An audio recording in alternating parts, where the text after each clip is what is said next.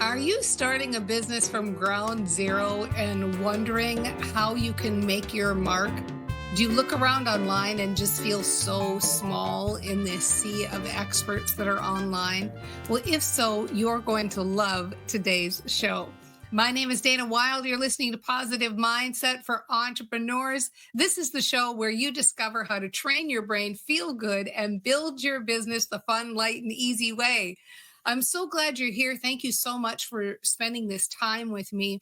And if you are interested in getting notified when new videos come out, do hit that subscribe button.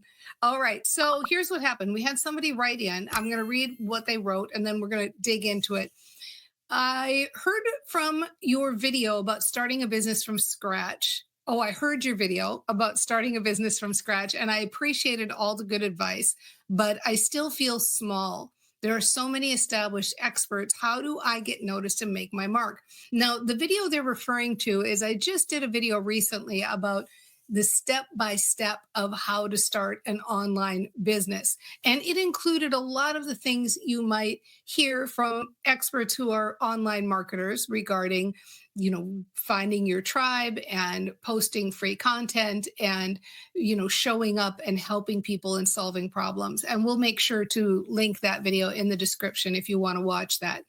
So, first of all, I want to say thank you for asking this question because it allows me to discuss something that I haven't had a chance to really discuss as it relates to building a new business online. And it's something that almost nobody else is talking about. And that is the mindset piece of building an online business or building any business for that matter. So I want to start in kind of a seemingly strange place as we talk about this, but you'll see there's a method to my madness here. So the first thing I want to say is if you're starting a brand new business right now, we'll call it a side hustle, and you have a stable income source, we'll call that your day job, keep it and keep it for a while you're figuring things out. Because I know sometimes there's this tendency to want to immediately just start a business and you've got a chunk of money you can invest and you've got your savings and all of that stuff. But that can really start you off in a automatic feeling of worry or panic or having to make money. So you're coming at things from a different standpoint. Now, you might say to me, yeah, but Dana, I hate my day job. I hate my day job. And it's, there's no way it's going to take so much time and I'm not going to be able to build my online business. And so here are a few things to think about. First of all, start immediately finding a way to love your day job. So immediately start making a list of all the ways that it benefits you. So instead of saying, oh, I hate this part of my day job, start saying to yourself, you know what? I love that my day job gives me emotional stability. I love that I don't have to worry or panic about money, that I can really be leisurely about building my business and do it from the right emotional standpoint. I love that I've got the security of the day job and I can build my business my way in my time doing my thing, right? And know that that stable income does serve you emotionally. Now, does that mean every single person listening to this has to keep their day job? You know your level of risk management. Every person is different in that case. Some of you are the type where you say, no, I want to just take my nest egg and run, and the pressure is good for me. If that's you, just do it. But I'm saying, generally speaking, most people, you're going to feel that emotional stability if you keep the income source you've got while you're learning how to build an online business. Next, regarding an online business and the day job, time is not a factor. Why?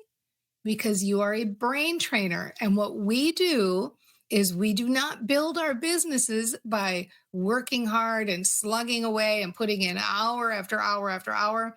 We build our businesses through mindset, through positive expectation. And if you have no idea what that means, then keep listening to this channel. And what you're going to find is when you leverage the power of positive mindset, you you need less time. You work less and you make more. When you leverage the power of feeling good, when you intentionally get yourself into a feel good place, you open the creative pathways in your brain. You sit down to do something, you get in the flow, it goes faster, you get it done faster, you make better choices so you don't waste so much time on other things. You show up in the world as your happy self so you get better results. Like there is, in my humble opinion, only one way to build a business, and that is by leading with mindset, leveraging the power of mindset. And when you do that, time is not a factor. You literally can work way less, a minimal amount of time, and get better results because you're using your best self. You're leading with your best self. So when you are at your day job, you leverage your time there by thinking positive thoughts about your business. So you're standing at the photocopy machine and you go like, "Oh, I'm just standing here not thinking about anything." That's the time to intentionally think in your brain, intentionally think the thought, I love that I've got a side business. I love that my business can make money all times of the day. And I love that it's got the potential to make money while I sleep and I'm getting there and it's starting to do that. Like daydream, right? Think about all the good things about your business while you're at the day job as much as you can without getting fired. Okay. So then next, take the best actions you can think of. Not every single person who has started a business all started in the same place, not knowing anything, not knowing the first thing about how to do it. So just do the best you can. Take little actions, share content, create an email list, find your best marketing method. The idea is to do these actions with fun in your heart and with curiosity in your heart. So notice yourself, bust yourself when you're doing these things. And if you can feel that energy that feels like, "Oh, this is so hard. Oh, I hate technology. I can't stand this." No, then just catch yourself and go, "Okay, chill. I love learning. I'm curious. I'm going to step away. I'm going to come back." Right. And just remember that it's like art. Building a business is like a craft. It's like mastering something. You want to just go in with that kind of feeling that you're not on a sprint. You're on a lifelong journey of learning a craft, learning something that is useful that you will be able to use for the rest of your life, right? Then build your business for the joy of it. And this is so important. People treat their businesses different than they treat their hobbies. And a big part of that is that we get shamed into thinking that we should treat our businesses different than our hobbies. There's this underlying shame mentality in the expert network that sounds like your business isn't paying you like a business because you're treating it like a hobby. And you've got to get serious and you've got to learn all these things and you got to discipline yourself and you got to work harder. And I mean, black, right? It's just such drivel and just makes zero sense at all. When you have something that you are doing that you love to do, that you feel joyful about, that you can't wait to go and play, people who are called workaholics, they aren't really workaholics, they're playaholics. People who like to be at their job and crafting and building and creating and playing and coming up with a new idea and doing the new thing and doing this, they get shamed into being called workaholics. And the reality is they're doing something they love many times, not all the time, of course, but many times. And so go into your business, your side hustle with that same idea. Nobody goes into a hobby that they love, like, I don't know, like dancing or bowling or woodworking or pickleball or tennis or, whatever that thing is that you love to do. You don't go into it with the idea of like, "Oh, I gotta make time to go dancing. I gotta make time to go to the club. I got to make time for pickleball." It's not like we don't go into it with this idea of a have to do thing. We can't wait to go do that thing we love to do. We can't wait to read that novel or do that walk in the woods or go traveling or whatever that thing is that we just love. We can't wait to do it. And so start to think of your business like that. Start to think of your business as just something that you do with joy in your heart, and that you're learning and you're getting better at it, and you're loving how it's turning out, and you're crafting and you're branding and you're picking all your colors and you're doing all of that stuff. I- So know that if you are training your brain, the money will come. Follow your joy. Tell yourself, this is working.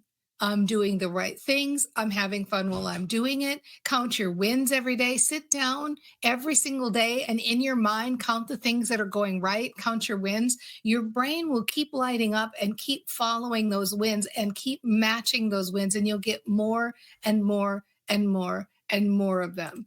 So I wanted to do this video today. I wanted to answer this question because I know when you're out in the world and you're new, it can feel like that. Like there are so many established experts. How am I ever going to get noticed? How am I ever going to get into this? But going back to the hobby analogy, nobody goes to play golf and says, oh, why do I even bother? I'm never going to be as good as Tiger Woods. Nobody ever does that.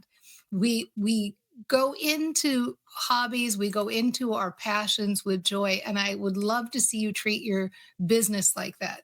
So, my message to the world, the most important thing that I have to say to every entrepreneur out there is your job is not to complete a task list.